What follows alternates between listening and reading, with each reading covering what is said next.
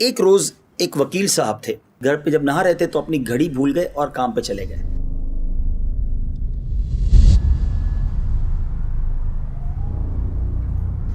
جب عدالت پہ پہنچے تو گھڑی یاد آئی، تو ایک دوست نے پوچھا کہ وہ گھڑی کہاں ہے، آپ نے آج گھڑی نہیں پہنی؟ تو کہا یار بس وہ گھر میں غسل کر رہا تھا تو غسل خانے میں رہ گئی۔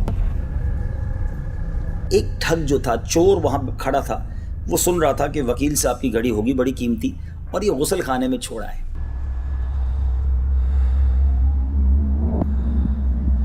ٹھگ تھا، بڑا شاطر تھا، بڑا جس کو کہنا کہ چالاک تھا۔ اس نے کیا کیا، ایک مرغا لیا اور وکیل صاحب کے گھر پہنچا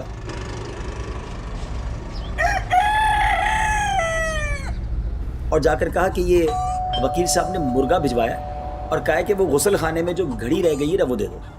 اب گھر والوں نے سمجھا کہ وکیل صاحب نے مرغا بھی بھجوایا تو یہ واقعی انہی کی طرف سے آیا ہوا بندہ ہوگا۔ مرغا لیا اور غسل خانے والی گھڑی دے دی۔ شام جب وکیل صاحب گھر آئے تو گھر والوں نے کہا وہ گھڑی مل گئی تھی آپ کو؟ کہا گھڑی تو میں گھر بھول گیا تھا۔ کہا وہ آپ نے تو منگوائی تھی، ایک مرغا دے کر بندہ آیا تھا۔ کہا نہیں میں نے تو نہیں منگوائی تھی۔ سارے گھر والے پریشان کہ یہ کون تھا ایسا ٹھگ کہ جو ہمارے گھر سے مرغا دے کر گھڑی لے گیا۔ دوسرے دن وہی ٹھگ پھر وکیل صاحب کے گھر گیا، وکیل صاحب کام پہ چلے گئے، وہ گھر گیا اور ان سے کہنے لگا کہ وہ گھڑی والا چور مل گیا ہے۔ تو وکیل صاحب نے وہ مرغا واپس منگوایا۔ اچھا چلو مرغا دے دیں تاکہ گھڑی مل جائے۔ مرغا دیا، وہ شخص مرغا لے کر بھی غائب ہو گیا۔ اب علماء نے یہ واقعہ بیان کر کے بتایا کہ ایسے ٹھگ ہمارے معاشرے میں بھی ہوتے ہیں جو بڑی چال بازی کے ساتھ لوگوں کو دھوکہ دے دیتے ہیں، اور آج بھی ایسے لوگ ہوتے ہیں۔ آج کل موبائل پر میسج آتے ہیں آپ کا اتنے کا انعام نکل آیا، لوگوں کی خوشی کے ہمارے نیند اڑ جاتی ہے کہ گاڑی نکل آئی ہے، سونا نکل آیا، اور آخر کار اس کا اینڈ اس بات پر ہوتا ہے کہ جناب وہ 200-500 ہزار روپے کا بیلنس آپ سے منگوا لیتے ہیں اور جناب وہ پیسے لے کے وہ بھی چلے جاتے ہیں۔ تو ایسا نہ کیا کریں۔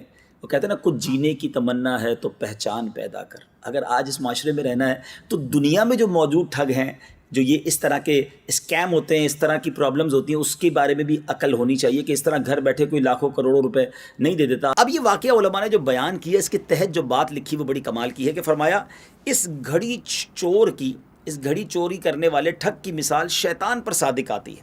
جس طرح وہ ٹھگ اپنے داؤ سے مرغے کا لالچ دے کر گھڑی لے گیا اور پھر مرغا بھی ان کے پاس نہیں رہنے دیا، شیطان کیا کرتا ہے کہ شیطان ملعون پہلے دنیاوی مرغے کا لالچ دے کر دین اور ایمان کی گھڑی لے جاتا ہے اور پھر بعد میں وہ دنیاوی جو چیزیں ہوتی ہیں وہ بھی چلی جاتی ہیں۔